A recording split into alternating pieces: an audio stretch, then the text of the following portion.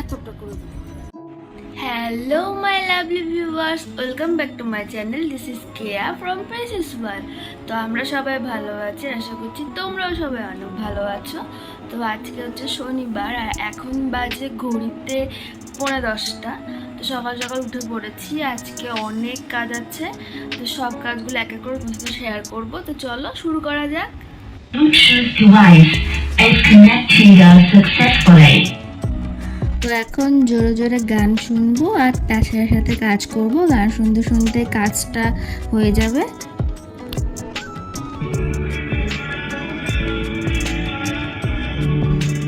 তারপরে গাছের ফুলগুলো তোলার জন্য ছাদে গেছিলাম। তোমরা যারা আমার ডেলি ব্লগগুলো দেখো তারা জানো যে আমি রোজ সকালবেলা উঠে সব ফুলগুলো নিয়ে এসে মাকে দিয়ে দিই। মা তারপরে এই ফুলগুলো দিয়ে পুজো করে।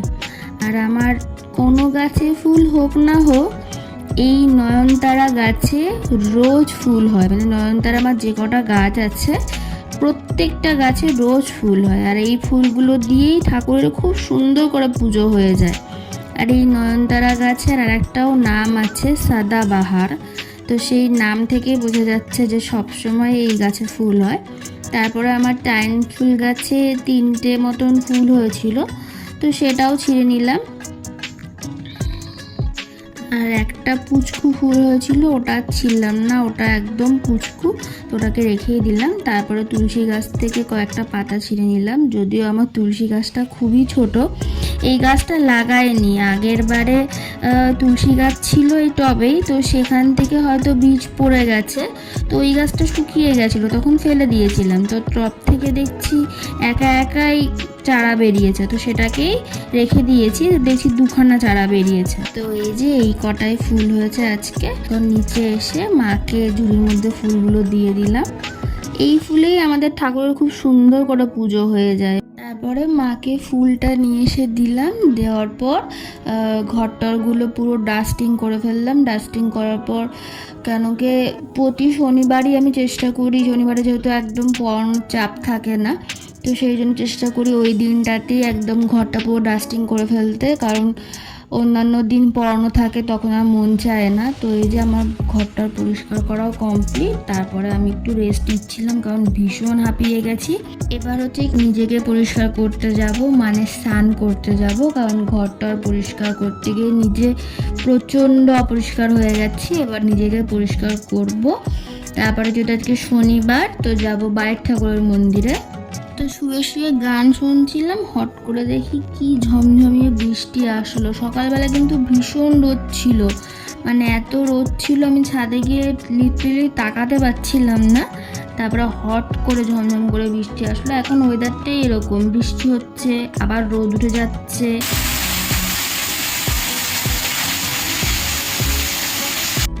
এবার আমি কিছুক্ষণ জানলার ধারে শুলাম, শুয়ে বৃষ্টিটাকে এনজয় করছিলাম। তারপরে আবার চলে গেছিলাম ওপরের ঘরে নিম পাতা, যেগুলো সেই আগে একদিন মা ব্লাড দিতে গিয়ে আমাকে দিয়ে বাড়িয়েছিল, সেই নিম পাতাগুলো আনতে। ওইটা এনে তারপরে আমি স্নান করতে চলে গেছিলাম, কারণ স্নান টান করে নিয়ে আবার বাইরে ঠাকুরের মন্দিরে যাব। তো ওটা নিয়ে এসে তারপরে স্নান করতে গেছিলাম। এই যে আমি এখন স্নান টান করে নিয়ে বাইরের ঠাকুরের মন্দিরে যাচ্ছি পুজো দেবো বলে। মন্দিরে চলে এসেছি, তোমরাও বড় ঠাকুরের দর্শন করে নাও। আর এই মন্দিরটা না আমাদের বাড়ির থেকে একদমই কাছে, মানে আমাদের বাড়ির থেকে কয়েক পা হাঁটলে এই মন্দিরটা, বাজারের মধ্যে যে মন্দিরটা আছে ওই মন্দিরটা তোমরা হয়তো অনেকে চেনো। আর এই মন্দিরটা না খুব পুরনো। তো এই যে আমি বাড়িতে এসে লাঞ্চ করতে বসে গেছি। ফার্স্টে নিম পাতা ভাজাটা খেলাম। আর এই নিম পাতা যখনই ভাজা হয় না, আমি একটা আলাদা বাটির মধ্যে একটু ভাত নিয়ে তারপরে সেটা মেখে খাই। থালার মধ্যে মাখি না, তাহলে পুরো থালাটাই তেতো হয়ে যায়। মানে নিম পাতা ভাজা খাওয়াটা একটা বিরাট বড় কাজ আমার জন্য। আমি পুরো মানে কীরমভাবে খাই সেটা তোমরা শুনলে হাসবে, যাই হোক সেটা তোমাদের বললাম না। তারপরে এই যে একটা মা কুমড়ো দিয়ে তারপরে এই ডাঁটা দিয়ে একটা তরকারি করেছিল। তরকারিটা খেতে না খুব ভালো লাগে, একটু মিষ্টি মিষ্টি টাইপের হয়েছিল তরকারিটা কুমড়োর জন্য। তো সেই তরকারিটা দিয়ে খেয়েছি। তারপরে নিয়েছিলাম আমার সব থেকে প্রিয় খাবার, মানে আমার পটল খেতে একদমই ভালো লাগে না, মানে আমি ঝোলে বলো বা কোনো কিছুতে আমার পটল খেতে ভালো লাগে না, বাট আমার মায়ের হাতে এই সর্ষে পটলটা মানে এটা একটা অসাধারণ টেস্ট হয়। মানে এটা দিয়ে পুরো এক থালা ভাত খাওয়া যায়, মানে এতটাই টেস্টি হয়। মানে যারা পটল খেতে ভালোবাসে না তাদেরকে যদি এই পটলটা দেওয়া হয়, আমি চ্যালেঞ্জ দিয়ে বলছি তারা এই পটলটা একদম হাসি মুখে খেয়ে নেবে। দুপুরবেলা কিছুক্ষণ রেস্ট নিয়ে চলে গেছিলাম ছাদে। মানে যেদিনকে আমার বিকেলবেলা পড়ানো থাকে না সেদিনকে আমি ছাদে চলে যাই। মা তো রোজই যায়, সেটা তোমরা দেখছো, আমার মা আমার আগে গিয়ে বসে আছে। তো ছাদে গেছিলাম একটা কারণটা হলো আমি আজকে আমার চুলটা একটু কাটবো, একটু না মানে একটু বেশি করেই কেটে ফেলবো। এখন যেহেতু বর্ষাকাল পড়ে গেছে ওই জন্য প্রচণ্ড পরিমাণে হেয়ার ফল হচ্ছে, মানে কয়েকদিন পর একদম ন্যাড়া হয়ে যাব শিওর। তো সেই জন্যই চুলটা অনেকটা কেটে ফেললাম, তার কারণ চুলটা কেটে ফেললে আর চুলটা এত উঠবে না, এত হেয়ার ফল হবে না।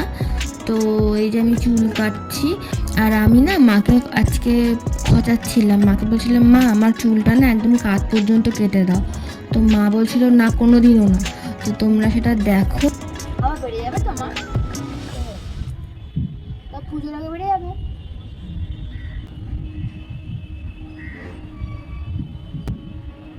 পুজোটা কি দিলা নাহলে কিন্তু কি করে ফেললা? যা অর্ধেক কেটেছে, অর্ধেক কাটনি। কেন আর তো দেখি এরম এরম এরম এরম এরম করে কাটো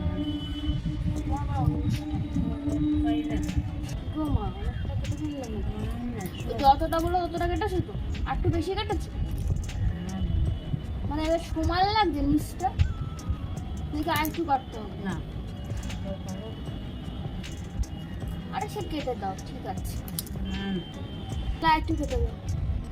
না বলতে বলছিলাম আর একটু কেটে দিও, মানে এতটা করে দাও, এতটা কেটে মেয়ে বাপকে দিয়ে আমার সাও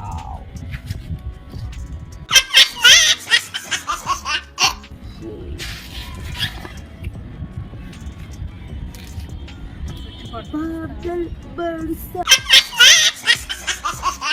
তো আমি এর থেকেই বুঝলাম যে আমি যে আমার চুল কাটাটা পছন্দ করি না, আমার সাথে সাথে আমার মাও পছন্দ করে না, ইনফ্যাক্ট আমার বাবুও পছন্দ করে না। বাবুকেও বলেছিলাম যে বাবু কাঠপন্ত কাটবো, তো বাবু বলছে না না কাঠপন্ত কেউ কাটে না, কি পাগল, বাজে লাগবে দেখতে, এরকম আমাকে বলছে। পরে আমার চুল কাটার পর মা বলছে আমার চুলটাও কেটে দে, তো আমি মার চুল কাটতে বসলাম।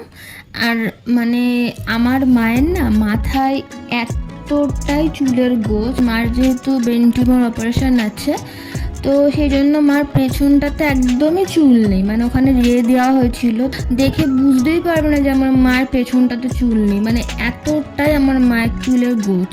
আমার মায়ের আগে অনেক বড় বড় চুল ছিল, মানে আমার অপারেশনের আগে অনেক বড় বড় চুল ছিল। মা বলতো যে মায়ের নাকি এত বড় খোপা হতো যে মাথার থেকে বড় নাকি খোপা হতো।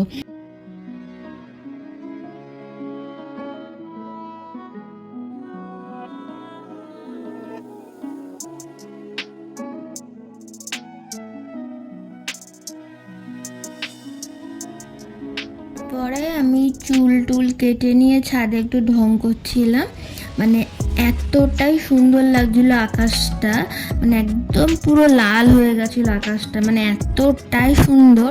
তো আমি ভিডিও না করে পারলাম না, তো তোমরাও দেখো, ভীষণ সুন্দর লাগছিল আকাশটা, মানে পেছনটা একদম লাল হয়ে কালো হয়ে গেছিলো, রাত্রেবেলা নিশ্চয়ই বৃষ্টি হবে।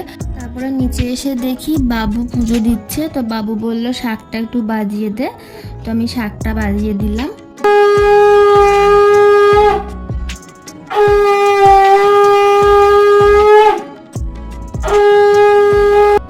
তো তোমরা দেখলে আমার কতটা চুল ছোট হয়ে গেছে, অনেকটা কেটে দিয়েছে আমার মা। মানে যখন ওই চুলটা কেটেছিল আমি তখন না ভিডিওটা করতে ভুলে গেছি, যেটা তোমাদের দেখাতে পারতাম। মোট কথা অনেকটা চুল কেটে দিয়েছে, মানে আমার একদম পুরো কোমর পর্যন্ত চুল হতো, মানে কোমরের নিচ পর্যন্ত, তো সেটা এখন পিঠ পর্যন্ত চলে এসছে। আমার দেখে খুব খারাপ লাগছিল। তো যাই হোক, চুলটা ওঠা বন্ধ হবে আশা করছি। রাতে ডিনার সেরে করে নিয়েছিলাম আমার স্কিন কেয়ার, যেটা আমি রোজ রাতে করি, নাহলে আমার স্কিনে 12টা বেজে 13টার ঘরে চলে যাবে। তো যাই হোক, আজকের এই ব্লগটা এইটুকুই। তোমাদের এই ডেলি ব্লগগুলো কেমন লাগছে সেটা জানিও। ভালো লাগলে তা লাইক কমেন্ট শেয়ার করে দিও। আর সবাই আমার চ্যানেলটাকে সাবস্ক্রাইব করো।